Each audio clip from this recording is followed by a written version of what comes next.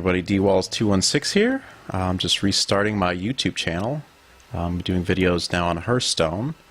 A little bit of background, long-term Hearthstone player. Originally started playing when the game launched. Took a break for a while, but came back with Whisper of the Old Gods and have been playing pretty consistently since then. So today I'm going to go over my mid-range Totem Shaman deck, which I've been using to play for ranked. I got up to rank 14 last season. Really wasn't playing that much, but hopefully going to play some more this season. So I wanted to go over today kind of what I have in this deck and why I use it. Overall, the reason I like Shaman as a class is I feel like they're the Swiss Army knife of classes. They do a little bit of everything. Another reason I like this deck is it's pretty much a budget deck. I only have one legendary and everything else is a rare or lower, so it's pretty easy deck to craft. So let's get started off with the cards in my deck. So first off, I have Lightning Bolt, which is pretty much a staple in a lot of Shaman decks. It's really good value. For one, you're doing 3 damage either to a creature or your opponent, and it does have the drawback of overloading 1, which means the next turn one of your mana crystals will be locked. But with this next card here, Tunnel Trog, you can see how overload actually works in your favor. Tunnel Trog is a really good value card from League of Explorers. For 1 cost, you get a 1/3 creature, which is pretty good value, but every time you overload, the creature gains +1 attack per locked mana crystal. So overload 1 is +1 attack, overload 2, +2 attack, and that's a permanent bonus. So for a 1-drop creature, Tunnel Trog is actually going to be high on your opponent's removal list because over time he can snowball so much and do so much damage. So usually he's very high value and will be really effective in your deck. For the 2-drop, I have one of the newer cards from the Mean Streets of Gadgetzan expansion, Jade Claws. It's a weapon that's 2/2 for 2, which is a good value. What really puts it up there is Battlecry, which summons a Jade Golem.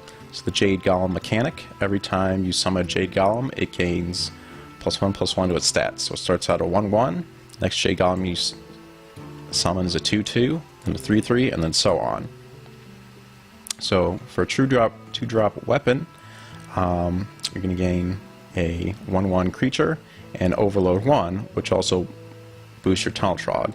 So that's a pretty good 1-drop and 2-drop combo there. Next card I have in here is Maelstrom Portal, which is an AoE spell that just does 1 damage to all enemy minions, but also has the bonus of summoning a random 1-cost minion. Again, you can get lucky or unlucky with whatever 1-cost minion you summon, so it's a little bit random, but it's one of the things Hearthstone does is have a lot of randomness and chance to gameplay. But overall, for 2 to do 1 damage, kind of an AoE can really slow down a lot of those aggro decks. Next card is Totem Golem, which is probably the best creature that Shaman has. For 2, you get a 3/4 creature, which is actually also a totem, which helps with a lot of your other totem-based creatures, such as Thunderbluff Valiant and the Thing from Below.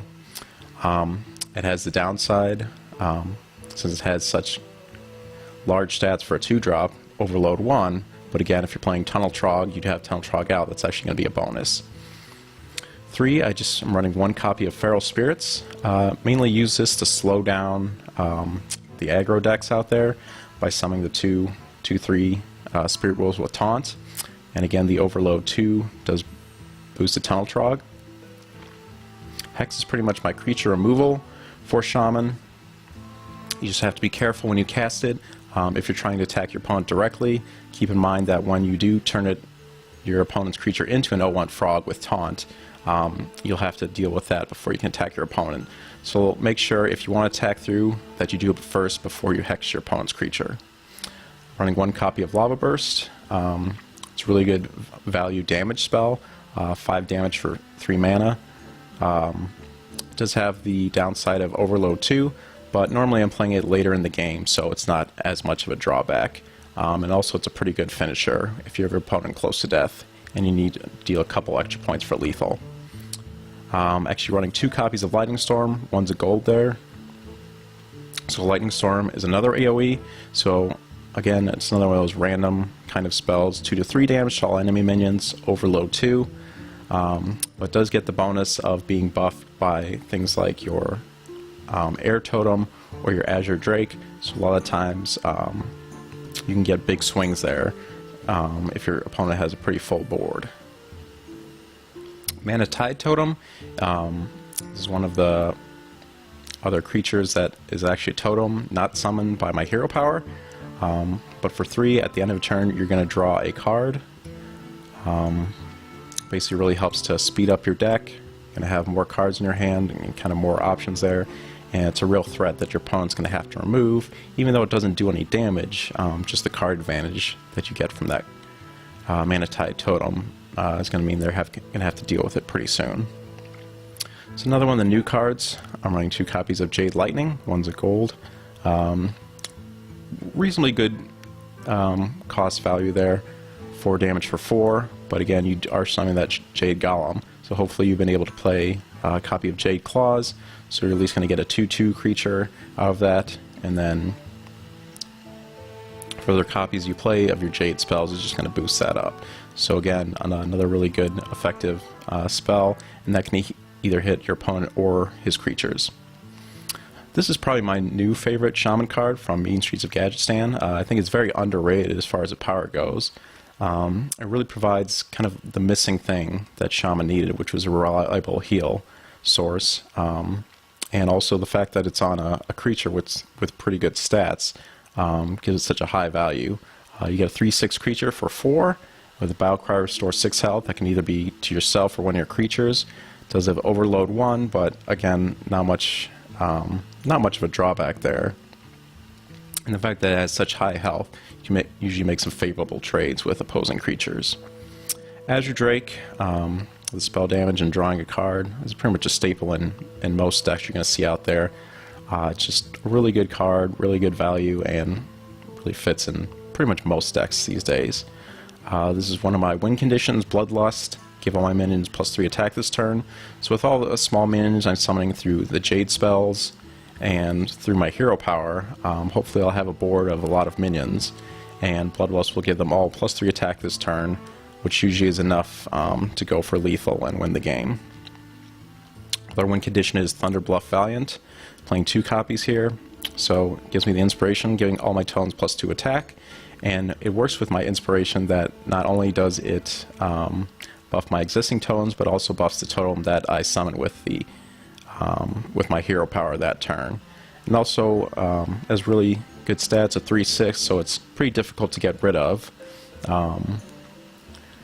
Usually that's my win condition there, just to, if my board is full of totems, just swing at my opponent and hopefully win the match. This is the one legendary I have in the deck, White Eyes. The reason I'm playing it is basically because I pulled it. Not that it's that optimal. I think Aya Blackpaw would be a lot better in this deck, but I don't really feel like spending the dust to craft her.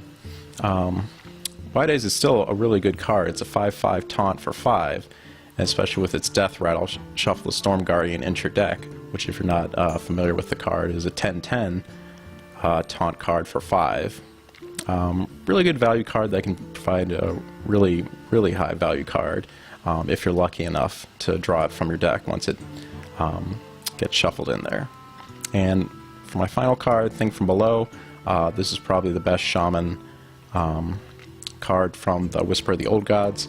It's a 5/5 taunt that costs 6, but it reduces the cost for each totem you summon this game. So normally if I have it by turn in my opening hand, actually you don't even need to have it in your opening hand. It's just anytime you cast a totem, it reduces cost, even if it's in your hand or your deck. So usually I can get it out by turn 4 if I'm able to draw it by then, or later in the game it'll actually end up costing 0. So basically getting a 5/5 taunter for 0, which is really effective. So again, this is pretty much just a mid-range deck. The goal is you really want to hang in there against kind of aggro decks, either playing enough taunters or destroying kind of their minions to make sure you can get a secure enough board position where you can win with either Bloodlust or Thunder Bluff Valiant. So next video I'll show you some matches I'm playing on ranked, so I will post that shortly.